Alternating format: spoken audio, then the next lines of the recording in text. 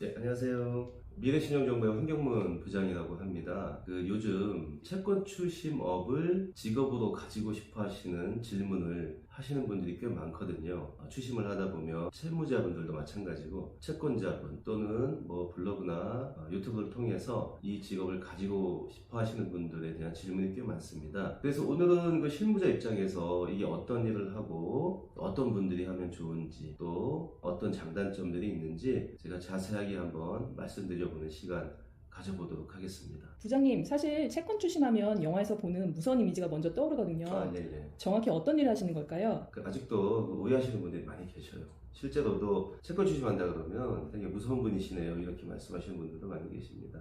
그건 아주 오래전의 일이고요. 지금은 채권추심법, 신용정보법, 또 채무자보호법 이런 것들이 있기 때문에 그런 일은 있어서도 안 되고 있을 수도 없는 일입니다. 법의 테두리 안에서 움직이는 철저한 전문 비즈니스 이렇게 보시면 됩니다. 쉽게 말씀드려가지고 빌려준 돈을 제때 받지 못한 사람, 즉 채권자를 대신해서 법적 조치나 협상을 통해서 돈을 돌려받는 일이라고 보시면 됩니다. 채무자에게 단순하게 돈을 달라고 독촉을 하는 것이 아니라, 물론 독촉도 채권 추심의 방법이긴 합니다. 정확하게 채무자의 신용 상태, 또 재산 상태를 명확하게 파악해서 각각 채무자의 상태에 맞게끔 전략을 짜서 조사, 변제, 회수를 실행하는 금융 컨설턴트라고 보시면 될 것 같습니다. 그럼 저처럼 경험이 전혀 없는 사람이라면 어떻게 시작을 해야 할까요? 가장 먼저 할 일은 신용정보회사에 입사를 하셔야겠죠. 채권 추심은 이 금융감독원의 허가를 받은 업체에서만 합법적으로 할 수가 있는 영역이고요. 입사 후에는 신용정보협회에서 주관하는 교육을 이수하고 추심원 등록증을 발급받아야지만 정식으로 채권 추심 업무를 할 수가 있습니다. 자격증 같은 경우는 필수는 아니지만 신용관리사라는 자격증을 따두시면 실무 법률이나 신용조사 방법 익히시는 데 도움이 되고요. 입사도 물론 수월합니다. 개인적으로는 컴퓨터를 좀 잘 다루시는 분이 조금 더 유리하지 않을까 하는 의견입니다. 네, 듣다 보니 법률 지식도 필요한 것 같고 쉬워 보이지 않는데 혹시 특정 직업을 가졌던 분들이 더 쉽게 배우기도 하나요?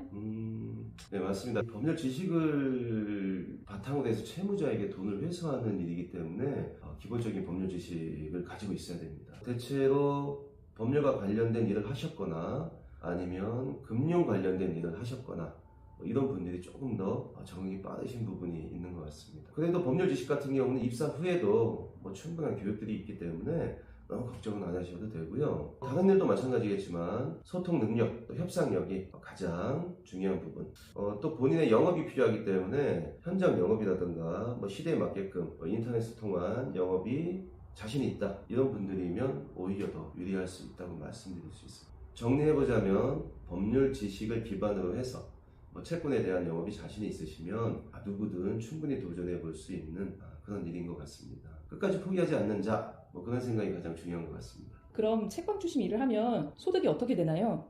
아마 제일 궁금해하실 부분인 것 같은데요. 채권 추심은 철저하게 성과급 중심이라고 보시면 됩니다. 왜냐하면 저희는 수입료가 따로 없지 않습니까? 그래서 기본급이라든가 이런 것이 형성될 수가 없죠. 회사에 소속된 개개인의 개인 사업자 가 정답이고요. 회수 실적에 따라서 계약된 인센티브를 받는다라고 보시면 되는 구조입니다. 초보 시절에는 자리 잡기가 시간이 굉장히 많이 걸립니다. 물론 소득도 적을 거고요. 없을 수도 있습니다. 하지만 잘 이겨내고 노하우가 쌓이다 보면은 일반 직장인 연봉 이상의 소득을 올린다라고 분명히 말씀을 드릴 수가 있을 것 같고요. 구체적으로 금액을 말씀드리기를 원하시는 것 같은데 대략 2억 이상의 연봉을 올리시는 분도 주변에 많다고 보시면 됩니다. 다시 말해서 내 노력의 능력치 또는 개개인의 능력치에 따라서 소득의 한계가 없다는 점, 이게 가장 큰 매력이라고 생각합니다. 부장님, 시작하기가 힘들다고 말씀하셨는데요. 구체적으로 어떤 이야기이신지 궁금합니다.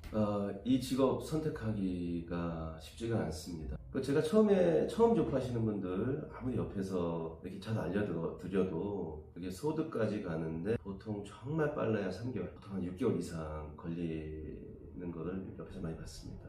그 기간을 견딘다는 게 사실 현실적으로 쉬운 일은 아닙니다. 그래서 이런 분들에게 제가 권해드리고 싶지가 않습니다. 매월 나가는 생활비가 정해져 있다. 보통 30대에서 50대 우리 가장분들 매월 고정비가 나가지 않습니까? 이 일은 현실적으로 위에서 말한 것처럼 초반 소득을 예상하기가 어렵습니다. 거의 없다고 보시는 게 맞다고 생각합니다. 그 부분이 가장 어려운 부분이라고 생각을 합니다. 반면에 이 일은 정년 없이 충분히 하실 수가 있는 일이고요. 또 업무 파악이 느리기는 해도 어느 정도 선까지 올라오신다고 하면 아주 좋은 일이라고 생각합니다. 그래서 내가 당장 소득이 없어도 생활이 가능하다. 또 소통 능력에 자신이 있다. 그리고 이 시대에 맞는 영업력을 가지고 있다라고 하신다면 적극 추천드립니다. 부장님, 마지막으로 채권 추심에 도전할까 고민하시는 분들께 베테랑으로서 해주고 싶은 팁이 있으신가요? 채권 추심은 처음에는 법률 용어가 굉장히 어색하고 어렵습니다. 그리고 이 채무자를 상대한다는 것 자체가 그건 역시도 굉장히 어려운 일로 느끼실 수가 있습니다. 하지만 초반의 일 잘 이겨내시면 방금 전에 말씀드렸다시피 꽤 높은 연봉과 함께 또 정년 없이 일할 수 있는 아주 큰 장점이 또 있습니다.